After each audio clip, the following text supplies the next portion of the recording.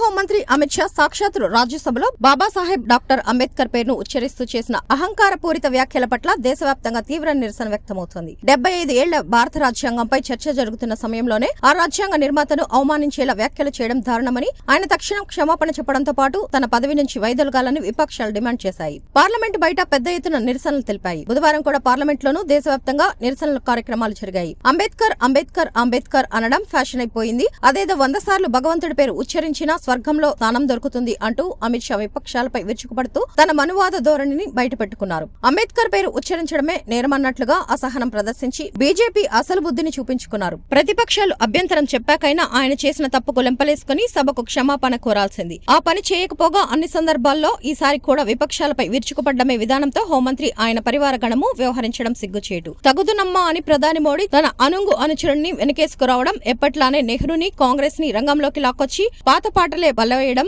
దబాయింపు ధోరణికి పరాకాష్ట అంటున్నారు కాంగ్రెస్ పెద్దలు. అమిత్ షా అక్కసు వాక్కలు అప్పటికప్పుడు అనుకోకుండా ఆవేశపూరితంగా వచ్చినవి కావని, సంఘ పరివారం అణువడుగున అంబేద్కర్ పట్ల జీర్ణించుకొని ఉన్న అసహనపు భావజాలానికి బహిర్గత వ్యక్తీకరణే అది అంటుంది కాంగ్రెస్. దేశానికి దిశ నిర్ణయించుకొని అంబేద్కర్ అధ్యక్షతన భారత రాజ్యాంగం రూపొందించుకున్న తరుణంలో నేటి బీజేపీ మాతృ సంస్థ అయిన రాష్ట్రీయ స్వయం సేవక్ సంఘం తీవ్ర అసంతృప్తిని వ్యక్తం చేసింది. దేశానికి ఈ రాజ్యాంగం పనికిరాదని, 3 రంగుల జెండా అరిష్టమని పేర్కొనడమే కాదు, కొంతమంది రాష్ట్ర ప్రేమి యువదళ కార్యకర్తలు 2021లో నాగపూర్ ఆర్ఆర్ఎస్ కార్యాలయం వద్ద బలవంతంగా మువ్వన్నెల జెండా ఎగరవేసిన వాళ్లు జాతీయ జెండాను గుర్తించలేదు. అవకాశం వచ్చిన ప్రతిసారి రాజ్యాంగంపై విరుచుకుపడడం చాలా మంది కాషాయదళ నాయకుల అలవాటే. గత లోక్సభ ఎన్నికల తరుణంలో 400 సీట్లు సాధిస్తే రాజ్యాంగం మార్చి తీరుతామంటూ కొంతమంది బీజేపీ నాయకులు బాహాటంగా ప్రకటించిన సంగతి విదితమే. నోటితో నవ్వి నొసడుతో వెక్కిరించిన తీరుగానే బీజేపీ అంబేద్కర్ పట్ల వ్యవహరిస్తూ ఉంటుందని అన్నారు. ఆయన విగ్రహానికి భారీగా పూలదండలు వేసి ఘనంగా కబుర్లు చెప్పడం, రాజ్యాంగ నిర్దేశించిన విలువలను, రాజ్యాంగ సంస్థలను నిర్వీర్యం చేయడం ఆ పార్టీ కపట నీతి అంటుంది కాంగ్రెస్.